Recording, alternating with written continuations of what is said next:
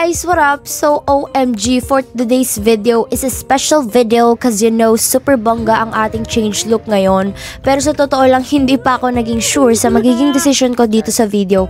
Pero palaban tayo and why not try natin ang iba, diba?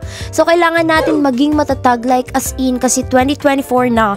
And sa mga nakakakilala sa akin since 2019 to 2020, alam nyo na ganito talaga ang hair ko. At talagang mini-maintain ko talaga siya ng 5 years na. O diba? 5 years na, pero yun nga, masyado na akong naging busy kaya hindi ko na masyado naalagaan.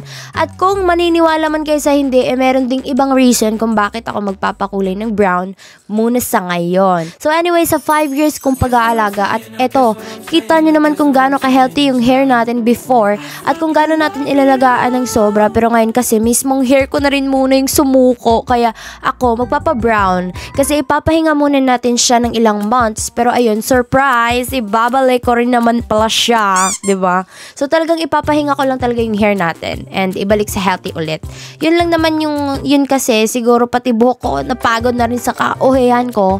So ayun, brown muna. Wala naman na kung ano pang treatment na nailagay sa akin. Keratin lang at hair color. Kaya ito na, para sa akin okay naman siya kasi ganun talaga new look. Pero sobra kong mamimiss yung pink and violet hair ko. Kaya wait lang kayo sa comeback natin. Shalan, mga comeback. Kaya ayun guys, ito yung hair lalo natin.